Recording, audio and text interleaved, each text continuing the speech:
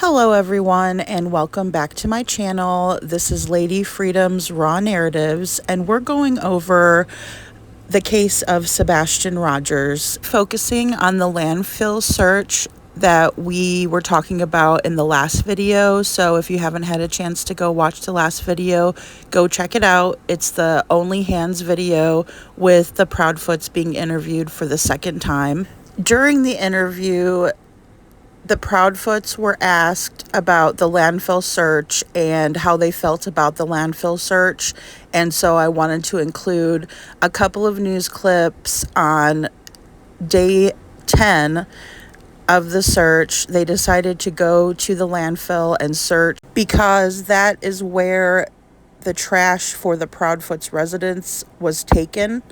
And this trash was picked up on Monday, the 26th, the same day that Sebastian was reported missing. The search of this Kentucky landfill spanned 3 to 4 days, and it was unsuccessful, but I did want to include it because I think it is important to the overall evidence in the case. We don't have very much to go on, especially because Sebastian was reported missing from his own home, and there's no traces of him beyond his home. I believe that because there was a phase of homes being built right next to Sebastian's subdivision, that the police originally thought that he may have either hidden in one of the dumpsters, or maybe somebody had hurt him and he ended up in the dumpster. And I believe that's why they decided to go and search where the trash was actually brought to. I really don't think that they were going to waste their time if they didn't have something viable to go off of in terms of the landfill. And it being all the way in Kentucky, I don't see them wasting those types of resources to search an area that they don't think he was going to be in. And like I said, this search spanned a couple of days, and so I really feel like it's an important piece and it might be useful later, although it was an unsuccessful search, in finding additional information or evidence that Sebastian was in fact brought to that location. I also wanted to point out that the police seem to be doing everything they can and exhausting every option when it comes to figuring out where on earth Sebastian could be. Let's take a look. Amber Alert when he went missing last week. The TBI released new images of Sebastian today. The Sumner County Sheriff's Office traveled to the White Plains landfill in Hopkins County as a precautionary measure. They say the landfill is where trash from Sebastian's neighborhood was taken to. News 2's Adam Minzer is joining us live from that search site. Haley, Bob, we actually just heard from the Sumner County Sheriff telling us that they were looking in a very specific location, the location right behind me, because the trash from Sebastian's neighborhood got dumped here today. They spoke to the driver of the trash truck for that area, and he said that it was put in that space right behind us. I want to show you some drone footage. This is as close as they've let us get to the search, but we took this a little bit earlier. You could see about 20 people searching this concentrated area using an excavator to move around the trash to get a better idea of what's there. As you said, this is all precautionary. The sheriff's office says that they were doing this to rule out possible questions and options, telling them where Sebastian may be. The search has been ongoing for about 10 days now. They extensively searched the area in Sumner County around Sebastian's home, and before moving here, about an hour and a half away to White Plains, Kentucky. We're waiting to learn more about what, if anything, they found. At the last we heard from the sheriff, he says that now they look at what they found, look at what they learned, and then they reassessed whether it's worth it to continue searching here or to move on to other evidence and to whatever else they can learn through other sources. Tonight, the search for Sebastian Rogers has led crews to a landfill in southern Kentucky, but there's still no sign of the missing Sumner County teen. It's day 11 in the search for Sebastian, a 15-year-old who has autism. His parents say he went missing from his Sumner County home. The TBI issued an Amber Alert for him. We are here at the Hopkins County Regional Landfill. It's about an hour and a half north of Nashville, and this is where Sumner County Sheriff's Office says that the trash from Sebastian's neighborhood would end up. Now, you can see from the video we got earlier, about a dozen investigators were combing through the dirt and debris here. They are mainly looking, at least in the front portion of this landfill from where we are. You can also see that they were using an excavator, at some point to dig up that same area. Again, there's no evidence or information that indicates Sebastian could be here. Sumner County Sheriff's Office says this is a precautionary measure to eliminate any possible questions. Okay, guys, so that was days 10 and 11, and I just wanted to include some pictures here of the second phase, and this is right around the block from where Sebastian lives. And I know that they kept saying it was just precautionary, but I really believe this might have been the reason why they thought that they needed to look in the landfill all the way in Kentucky, is because of all of these really big dumpsters all over this second phase near their subdivision. And here's the outcome of the search. Let's take a look. Law enforcement is searching high and low, even in the Kentucky landfill, for clues that can help bring Sebastian Rogers home. We are going on now 2 weeks and still no sighting of 15-year-old Sebastian Rogers. The Sumner County Sheriff's Office is asking everyone in the area near Beach High School to meticulously review footage from security and trail cameras. They want you to really focus on the time frame from the afternoon of Sunday, February 25th through that Monday morning. Even the smallest detail could be the key to locating Sebastian. Yesterday, we had Sky 5 flying over a landfill in Kentucky as investigators with the Sumner County Sheriff's Office searched for any clues. This is where trash from the missing teen's neighborhood went. Officials say the search was a precautionary measure to eliminate possible options and questions. But today, officials say no leads or evidence pertaining to Sebastian's whereabouts were found during the search. This is despite the extensive search conducted by trained personnel, including the use of canines. In an update of the investigation, Sumner County Sheriff Sonny Weatherford is quoted saying, "While we had hoped for a different outcome, our commitment to finding Sebastian remains unwavering. We will continue to explore all available avenues and resources to bring closure to this case and provide answers to Sebastian's family and loved ones." Now, if you spot something on your cameras that can help, this is what you need to do. You can send footage to the Sumner County Camera Registry and then followed by an email or phone call to the Sheriff's Office, and someone there will retrieve the information. We have all the information on how to do that on News Channel 5. $3,000 reward from an anonymous donor for information that can help locate Sebastian. The office says yesterday's search of a landfill did not give any new clues about where to find Sebastian. This morning, the Sheriff's Office says no leads or evidence pertaining to Sebastian's whereabouts were discovered during that search. We spoke with a podcaster who focuses on sharing missing persons cases in the South. My channel is just about helping to find missing people and get their information circulating out there, because the more that people share the information that I put out there, it's going to put that in front of a whole new group of people that might not otherwise see it.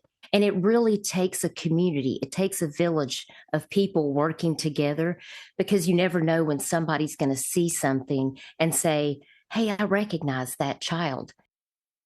Through her platform, donors have sponsored 2 new billboards in Nashville sharing details about Sebastian, one headed to the Rivergate Mall and one headed to downtown Nashville along I-65 from... Okay, guys, so that leads us back to 2 weeks after Sebastian was reported missing from his home. As the search wraps up from there, it looks like they wanted people to start really focusing on looking in the areas where Sebastian was last seen, and so they were asking people to basically search their properties, and all of the surrounding areas. So from Kentucky, that just led them back to Sumner County, where they needed to search more because they didn't find any evidence at the landfill. I want to send a shout out to Duchess. She is very awesome. She's a great YouTuber, and I didn't know until I was researching that her and some of the donors that she knows were the ones that paid for the billboards for Sebastian. And so just a special shout out to her. I think that's really awesome, and it's really important to get his face out there, especially on a billboard. It helps tremendously. So the next video that I've included here is the video from Chronicles of Olivia, and this is the third Proudfoot interview after the Only Hands video. Now they are full shot of the Proudfoots here, so we actually get to know them a lot better. And I will shout out to Olivia because she really gets them to feel comfortable with her, and you can tell they open up a lot more than they have in past interviews. So I don't know if it was just a more intimate interview, or maybe she got a little bit of time to get to know the Proudfoots before, but it really seems like especially Katie feels comfortable in speaking with her, and she also gives some additional information about what happened on Sunday and then leading up to Monday when she sees that Sebastian is not in his bed. Let's take a look. Although he doesn't like to be dirty, it's kind of funny because he also doesn't have awareness, because if you look, he's got chocolate milk on his face because he didn't wipe it off at breakfast. It's funny like that.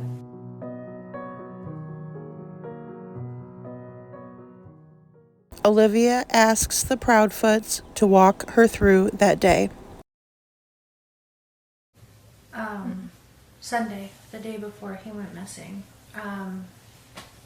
we got up and, fun fact, I made breakfast that morning.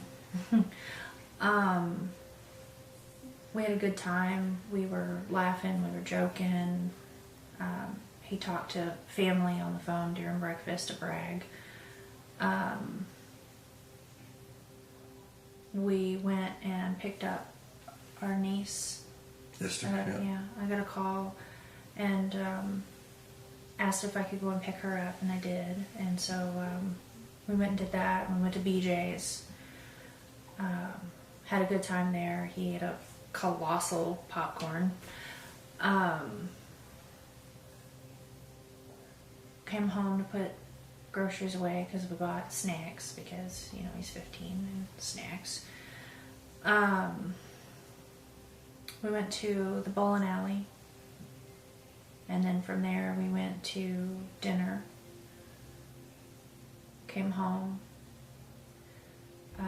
He took out the trash because that's his chore. He takes the can to the end of the driveway. About 9 o'clock, told him to go to bed. And he's come out of his room where he was playing. He said, "All right, good night, Mama. Good night, puppies. Love you." And went to bed. He was doing something in his room because about an hour later I heard some noise, and I was like, "I don't care what you're doing in there, but go to sleep." And about midnight I got up and I went to bed. And 6 o'clock I went to wake him up for school Monday morning, and that's when he wasn't here. What was going through your mind at that point? Like, what were the feelings that you were feeling? To censor myself. Holy freaking crap, this can't be happening. Where is my kid? Choice words were used. Like, you know, where the F is he, you know. I had looked through the house for him because it was typical for him to get up and come and rummage for snacks and things like that. And he likes to dip behind the, you know, walls and watch, you know. And then he comes out after I come back and he likes to scare me. But after I looked, and I mean, mind you, all of this took place in like 1 minute flat. but I didn't see him in his room. I looked all over. I ran through the whole house. I looked out all the doors and windows, and I was like hollering his name. And I picked up the phone and I called my husband and I said, I can't find him. And he said, what do you mean? I said, he's not in this effing house. I can't find our son. And I jumped in my car and I drove around the neighborhood and I drove over by the school, and he's already at this point I was like hysterical and I was crying and I was screaming, and he was like three-wayed law enforcement and was telling them like our son is missing and we don't know what's going on, and he was like, go back to the house, they're on their way. And I drove back to the house, and 20 days later we haven't found him.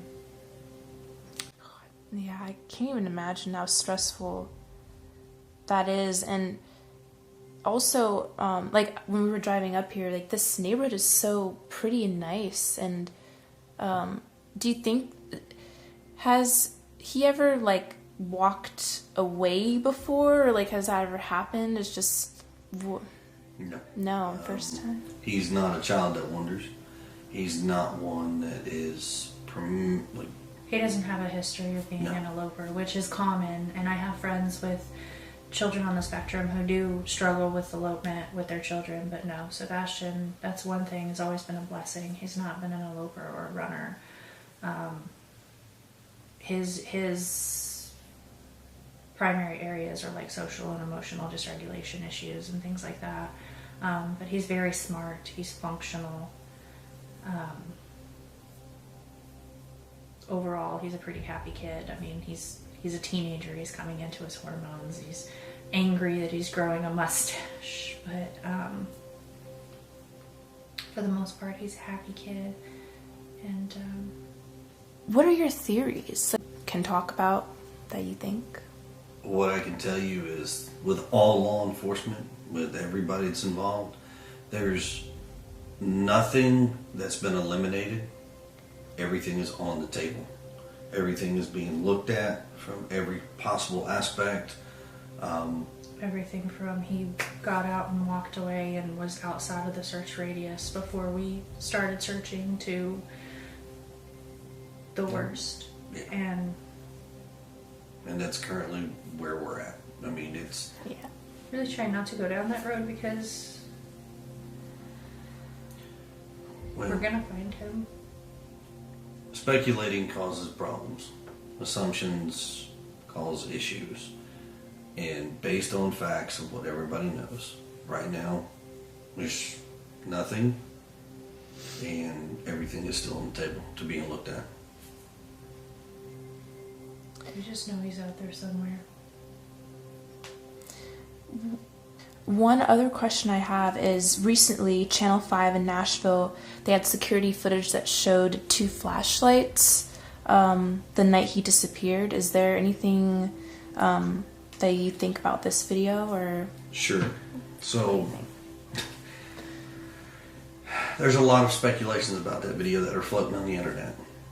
Okay, and that is exactly what it is. It's speculations. Now, what I can give you an official statement on is TBI Newslink has released a statement from law enforcement, between local law enforcement, state law enforcement, some federal law enforcement, and they have analyzed that video so many times over that everything that everybody is trying to assume is a flashlight, I hate to say this, it's not. As much as we would love it to be one, it's not. I'm not going to go into details as far as where that video is shot from, but I can tell you, as the parents, we have seen the video firsthand from law enforcement. We know exactly where it was taken from, and nothing that is being assumed right now is actually true about that video, unfortunately. Okay. And anything about any other videos or anything like that, please refer to the TBI news link that they have out there, the updated Amber Alert stuff, and it will give you the most up-to-date information that all law enforcement has, and they will give you current as far as what's what and how they're looking at things. And if there's any new video, forward it to them. Please. Yeah.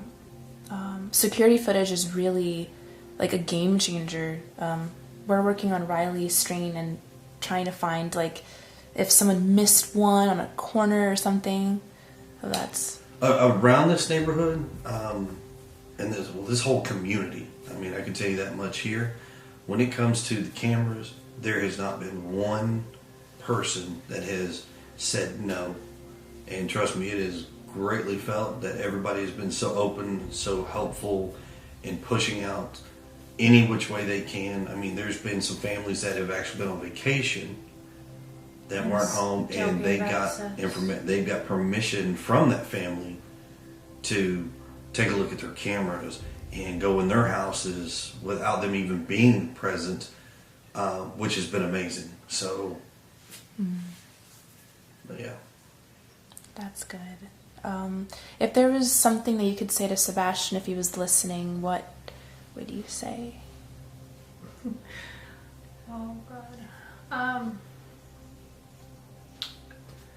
That if you can see this or hear this, that we just want you home, baby, and we love you. And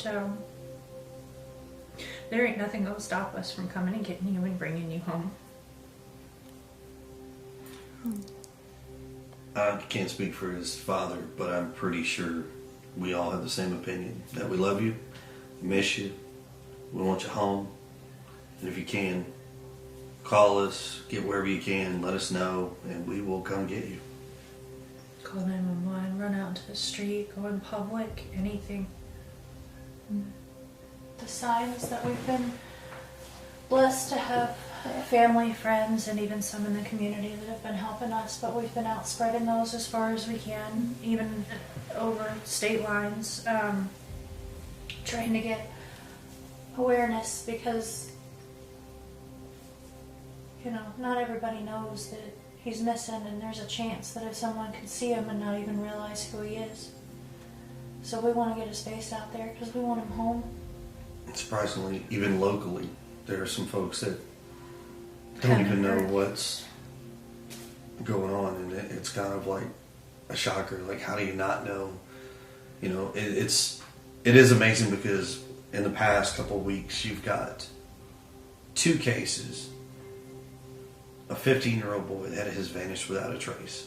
You've got a 22-year-old 6'4" or 7" college kid from Missouri who has vanished without a trace.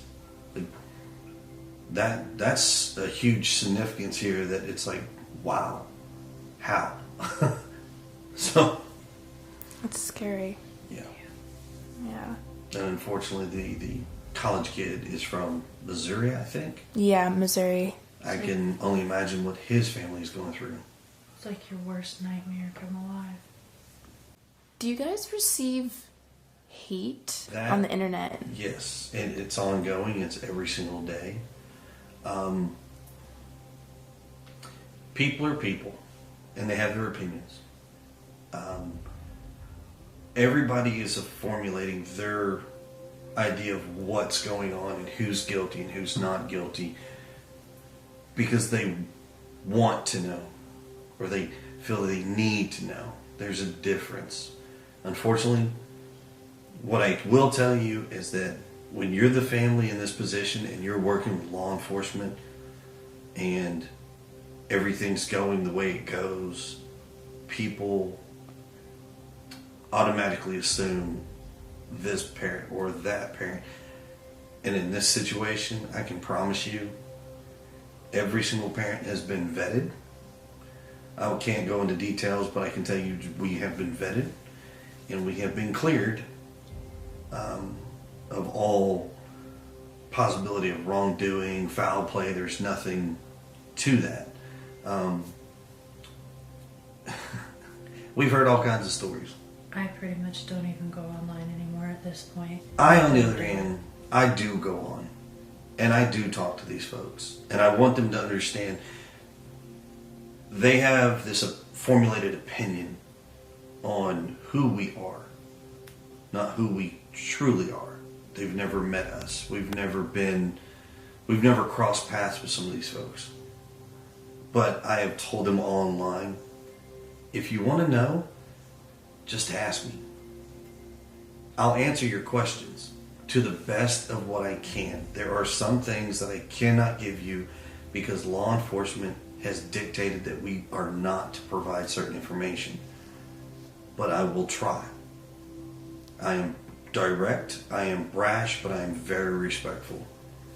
So, if you have questions, ask. I'll give you what I can. Just be respectful, please.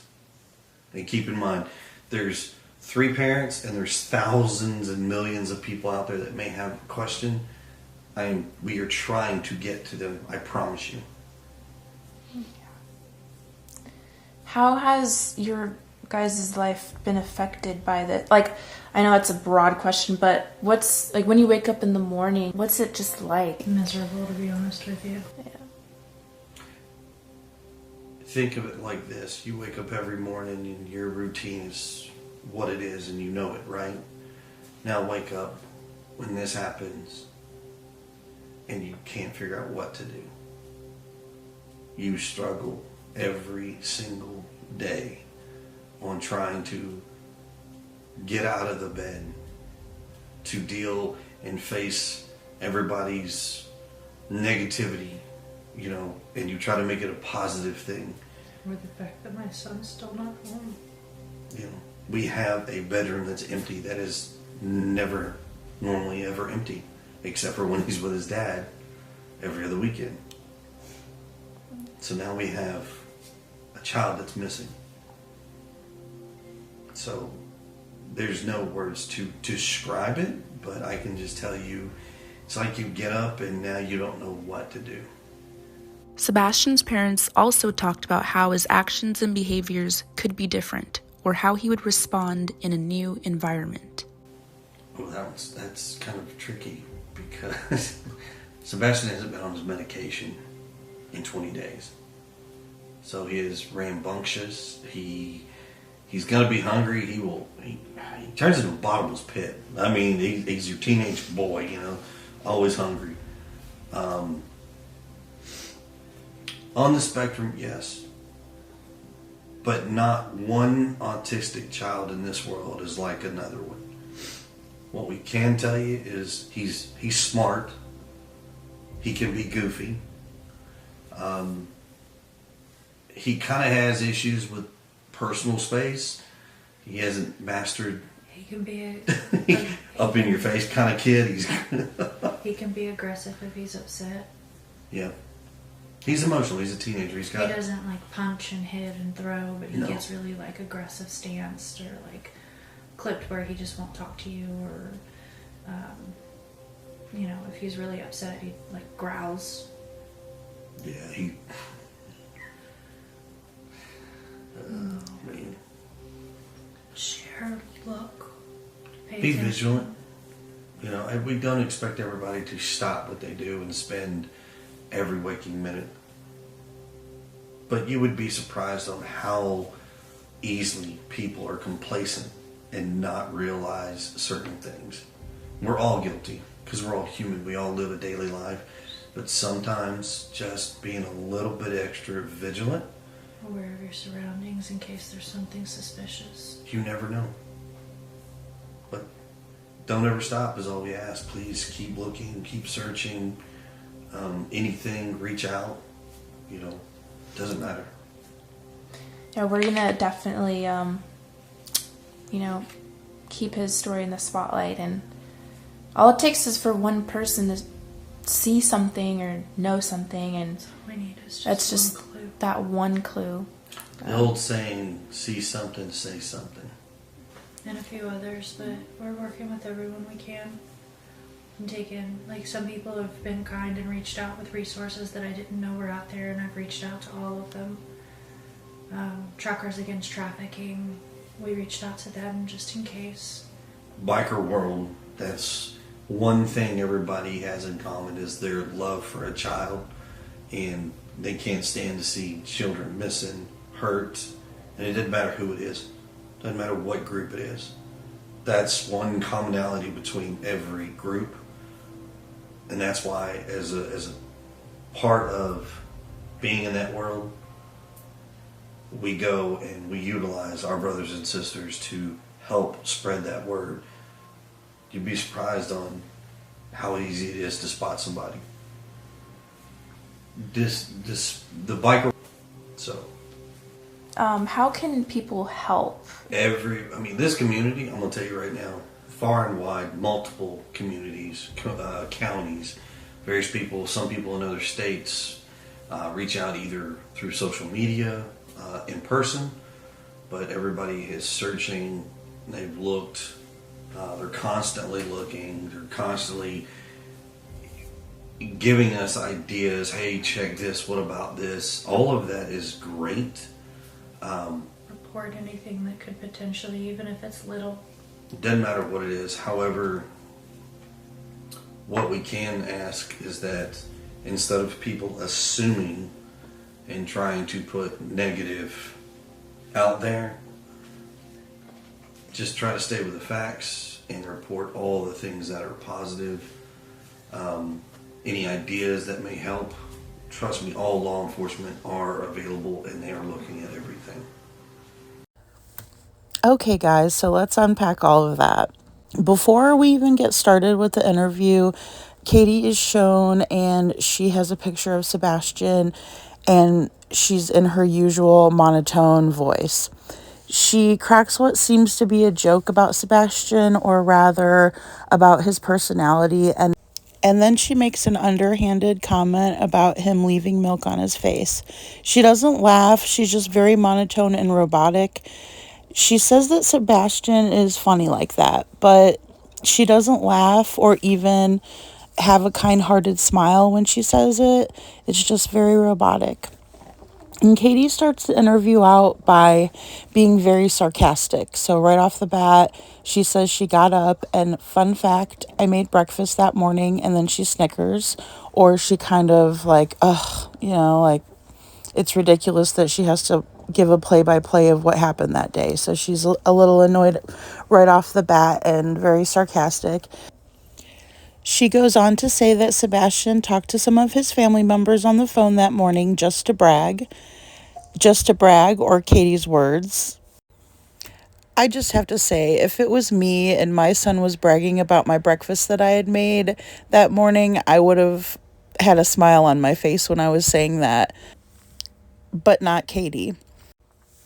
When talking about going to pick up their niece, Katie looks to Chris for either reassurance or to make sure that the story they have rehearsed is on track. Maybe it's because she can't remember that the little girl's name is Esther. I think that's what Chris says, that, yeah, Esther.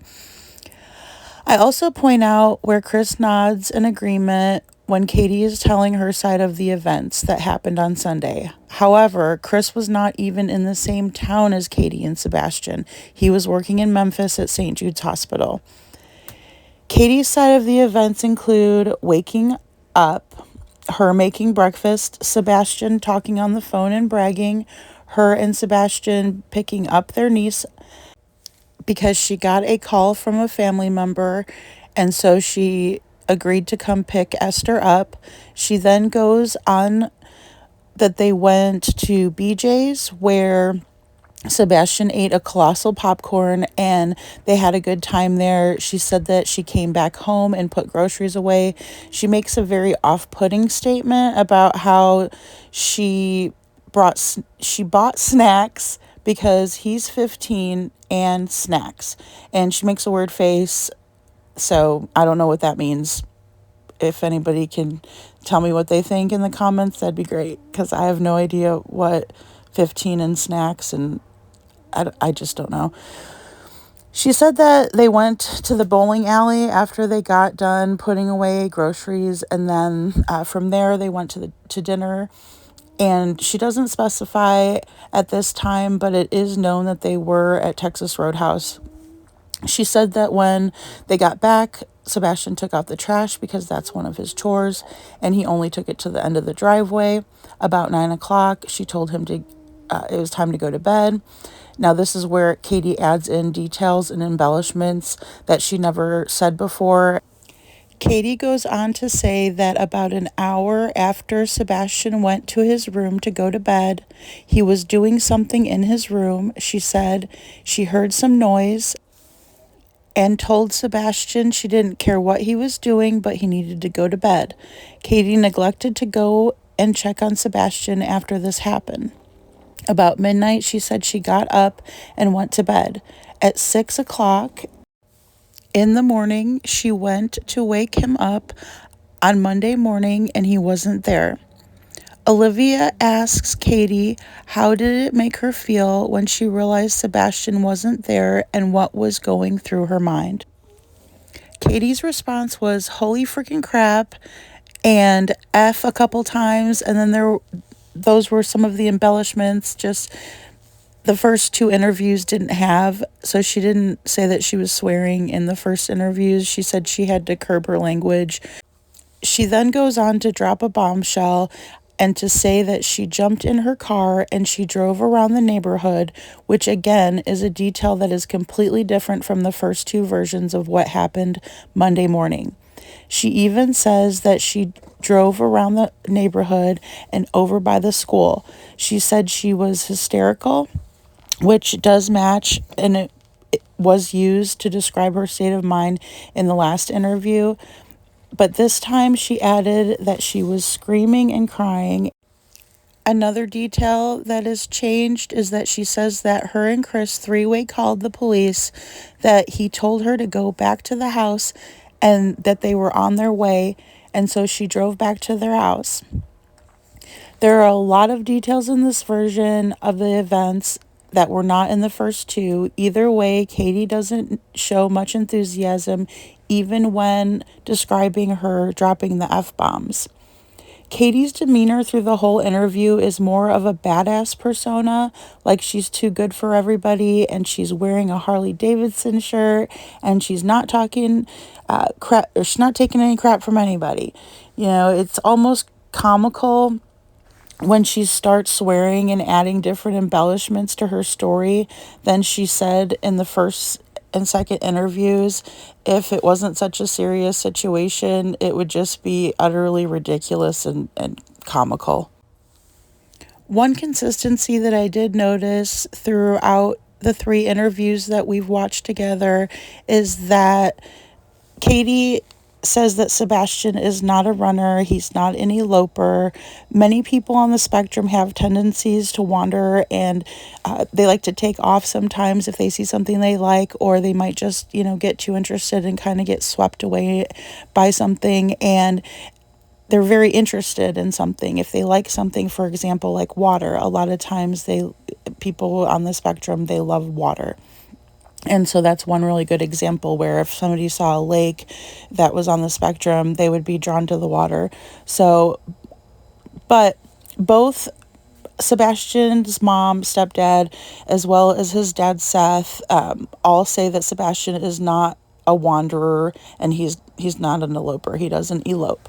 Katie goes on to say that Sebastian primarily struggles with social and emotional dysregulation, which many children and people who are on the spectrum do struggle with, but that doesn't mean that he couldn't do things to work on it. And I've seen some amazing things done when people put the time and effort into working with their child who has special needs. They end up hitting milestones that they never expected that they would hit. From everything I've seen so far, and even the Proudfoots confirmed that Sebastian's dad, Seth, worked with him on these issues and on issues, just even life skills in general, helping him remember directions and things like that. And it just makes a huge difference. I mean, anybody that you give attention to is going to do better than if you don't. When Katie describes how Sebastian growls when he gets angry and Chris laughs at it, I can't even probably say half of the things that I want to say about Chris, but all I know is Chris is a bully And that's just the kind of guy he is. No matter what Chris tells you, he's a bully. Chris talks about biker world and he's very awkward and, like he knows everything about it. But he is right.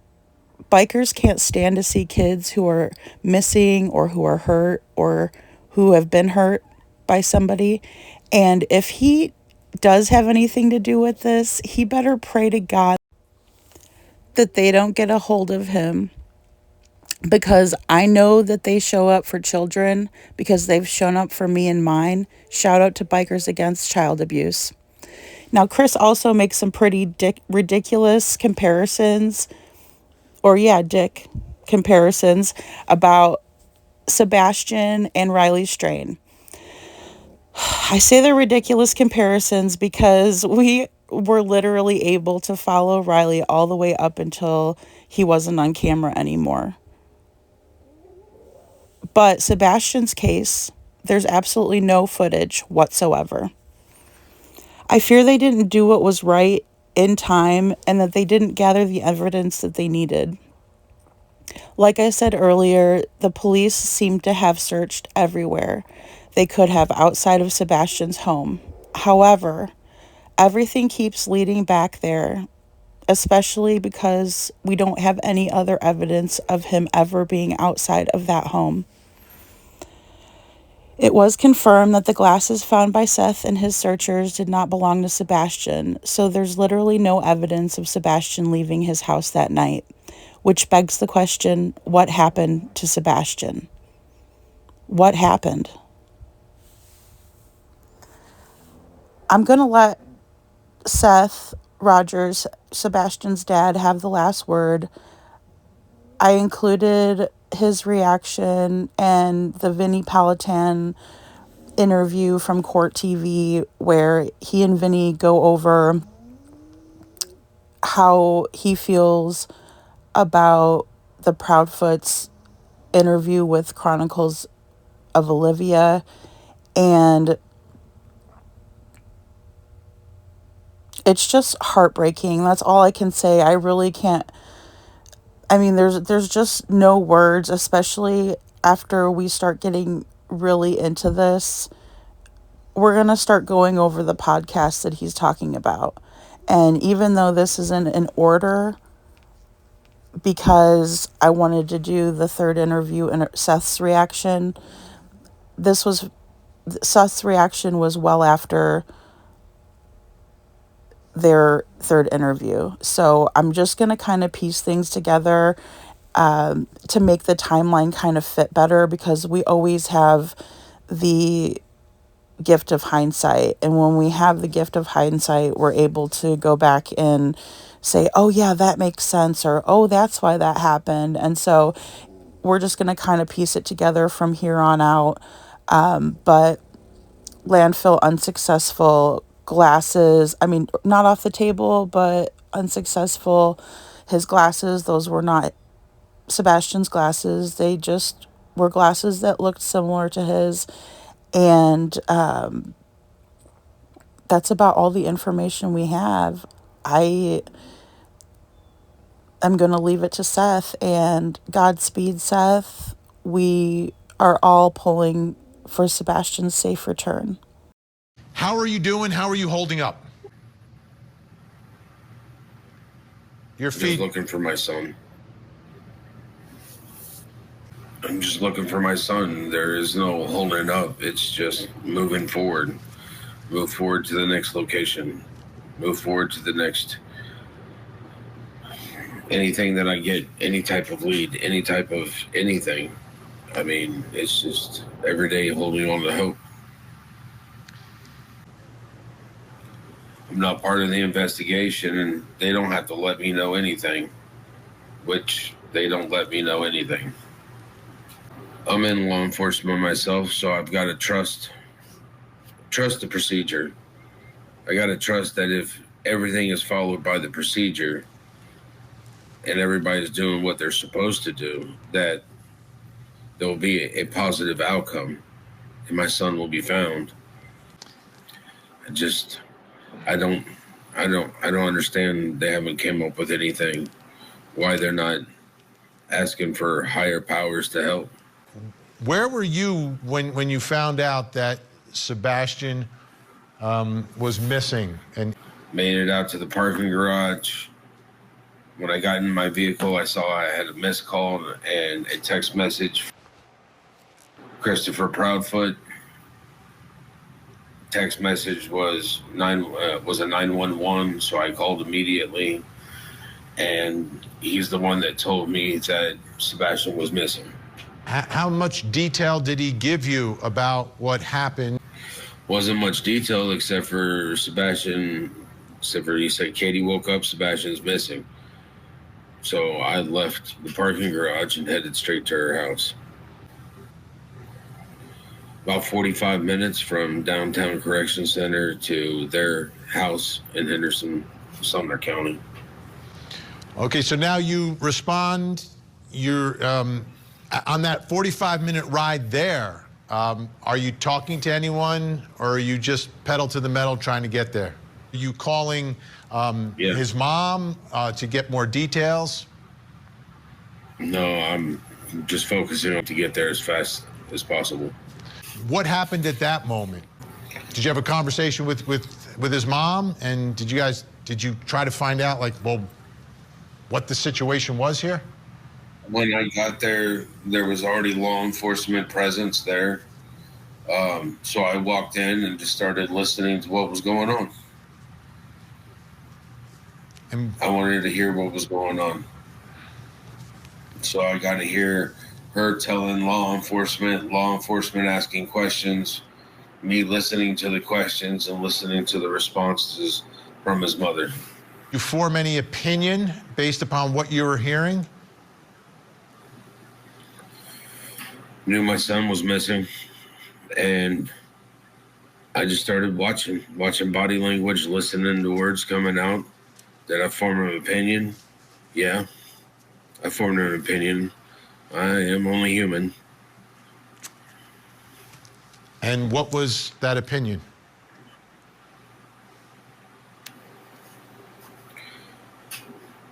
That once again, my son, something has happened to my son under her watch.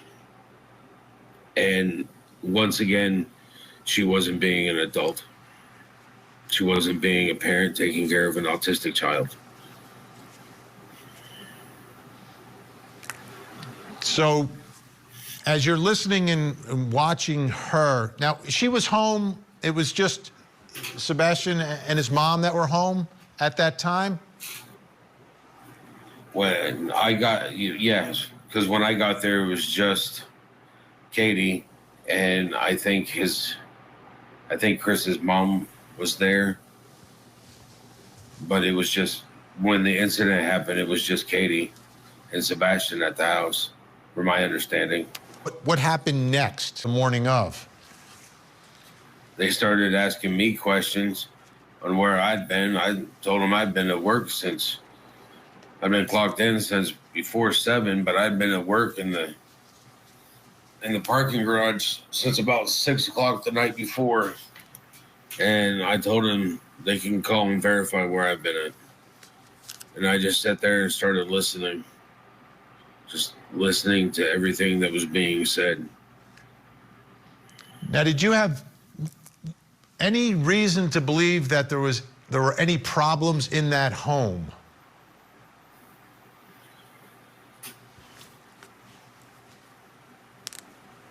Katie was pretty adamant about having a good weekend, which meant my son wasn't misbehaving in her point of view. Something autistic children take a different, well, autistic children take, it's a different aspect when you're a parent of an autistic child.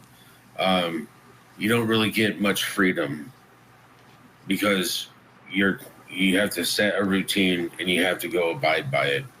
And when she's sitting there telling me she put him to bed at 9 o'clock the night before or 9:30 the night before, and that, she heard him in there and told him to go to bed and things like that, it's like there's not much of a routine. And if there's no routine, then autistic children don't act the same way they're supposed to. When I've had him, there's a routine in my house when I have him. And he's a teenager. You know, you're going to listen.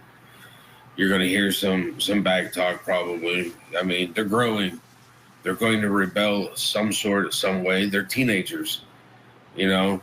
So you're going to listen to it. You're going to have to deal with it. But you still got to remember that you're a parent. And you have to adjust your lifestyle to be able to make sure that they can adjust and learn and still grow.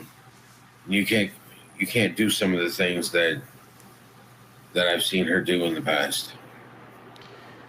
So the custody arrangement, it seems you both have custody and he'll spend time with you as well as with his mom. Were there any indication in your communications with Katie that like she didn't want custody, that she didn't want that responsibility, and there were problems and she was running into some rough waters? Anything like that? Most of my discussions were actually taken care with Chris. And Sebastian was supposed to come live with me. Chris was working on Katie, on getting her to agree to it. And all I wanted was my son to come live with me. I've already got him enrolled in school. I've had him enrolled in school. I gotta find him. I want to play for you Katie, who spoke on YouTube to the Chronicles of Olivia, describing that morning and the night before.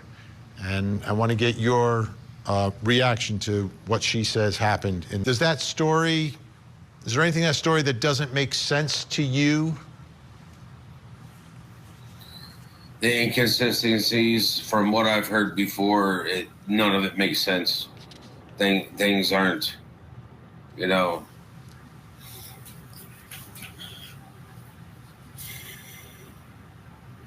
I'm not here to sling mud, but why is she asking Chris to verify what she did on Sunday when Chris wasn't here on Sunday? That is such... Or the fact that she said that she heard a thump on another interview and didn't bother to check on our son. You know, there's a difference between some noise or a thump. I mean, just...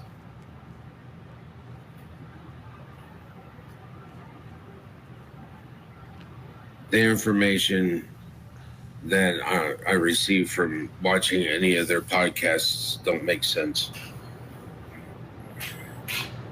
What is the last verifiable proof of, I guess, proof of life is one way to put it. I hate to say it like that, but the last time that you can verify that someone outside of that home saw him or he was on video? It would have been Sunday, leaving Texas Roadhouse. And what time was that about? About 6:30. And do you know everyone who was there at Roadhouse with Sebastian? All I saw was as they left the building and got into Katie's car, it was just her and Sebastian. And anything unusual about the video? Not that I could observe from what little I saw. And when they went to dinner and out that day, I think Katie's described being with other family members. Have any of them spoken to you? Have any of them joined in the searches? No. No? No.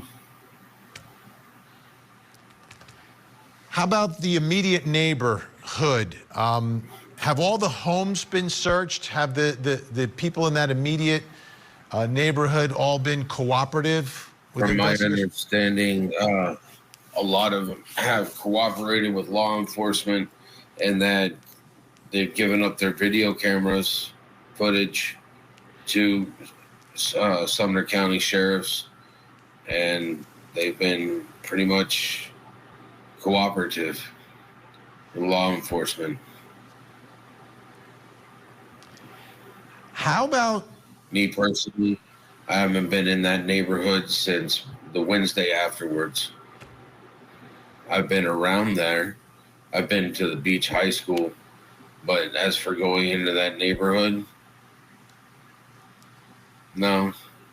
I've been next door to the construction area. I researched that. I searched it on the Tuesday after he left, and then I've been there a couple times to research it. I've been to Beach High School, been over to the fire station when they had the EMA mobile command center there. Do you think it's possible that he would, because you know your son, that he would leave in the middle of the night, potentially barefoot, maybe with a flashlight? It doesn't seem like my son at all. He would never leave my house in the middle of the night barefoot. And if he did, he wouldn't. He wouldn't. You know, we've left in the middle of the night. There's been times that we've gone fishing in the middle of the night. You know, we plan that sort of stuff. But him walking out the door in the middle of the night, no. It's not something he would do. It's something he's never done on me.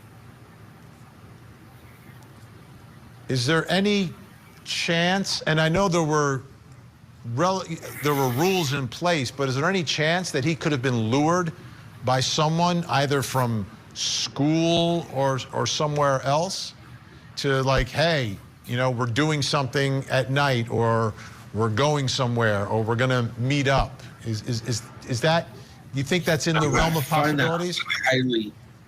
I find that highly unlikely, because my son doesn't really have a concept of days or how to, or time in order to plan something like that. Well, trying to get him to wear a watch is already hard enough. You know, I've had him set timers on his phone so that he remembers that, hey, it's 7 o'clock at night, I need to take my medicine. I mean, he doesn't really have a concept of time, except for, you know, he's got to, when he gets woken up in the morning at his mom's, normally around 6 o'clock, he's got an hour to get up, get ready, eat his food, and be out there to catch the bus between 7:10 and 7:20.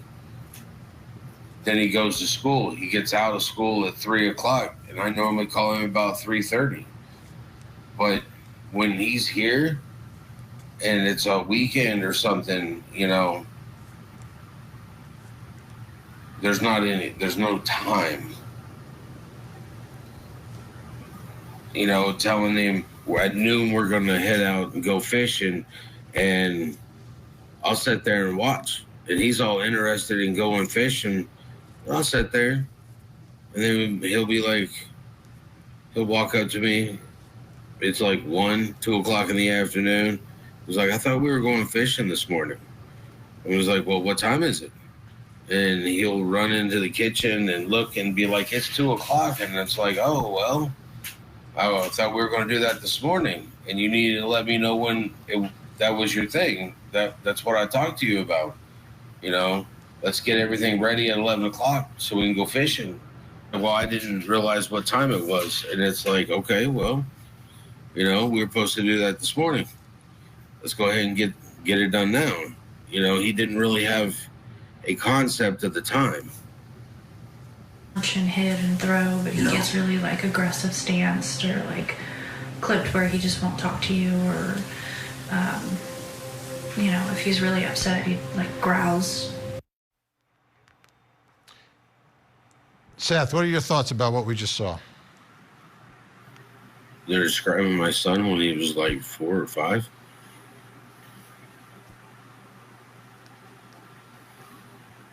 He's different now.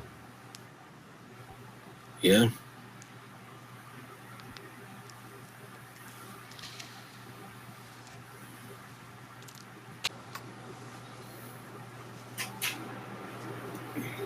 Chris and Katie Proudfoot are they're adults. They're responsible for themselves. I'm Seth Rogers. I'm looking for my son, Sebastian Wayne Drake Rogers. I'm his dad. He's missing. I have to find him. It doesn't look like they're doing it, so I'll do it on my own if I have to. I'll ask for people to come help. If they don't, then I'll do it myself. I've always been like that. You can't rely on people. Luckily enough, I'm finding people that I can rely on currently to help me find my son, and I appreciate everybody that is showing up. We've gotten people that have showed up from Ohio. We've gotten people that showed up from Missouri. We've got people that have come in from Florida. We got people in the community that are showing up. They're upset and they're mad at how Chris and Katie are behaving in this. But they're human. I mean, none of us are without fault. Just, I would think that parents would and should act different. Seth, thank you. I'm going to find him. I hear it in your voice. I see it in your eyes. But please take care of yourself too, as well, Seth. I will. I'll be around here long after I find Sebastian. All right. Thank you, Seth. Thank you guys so much for stopping by and listening to what I have to say and watching these interviews with me. One last thing, I know I said I was going to leave it to Seth, but when you get divorced and you have no control over where your children live 50% of the time or 80%, whatever it may be, 10% of the time, you have no control over who's around your kids or what they're exposed to. And unfortunately, that's just something that comes along with being divorced. It's definitely not easy, but it is on both parents to ensure the safety of their child and to protect their child no matter what. But life is hard and relationships are hard, and especially if you're in a divorce situation, it makes it 10 times harder. Co-parenting is not easy. Bless the people that make it work and that can do that. That's amazing. I envy people like that, but I know there's a flip side to that. Well, take care, everyone. Stay safe. Thank you for stopping by. This is Lady Freedom. Lady Justice is blind, but we are not. Lady Justice listens, and so should we.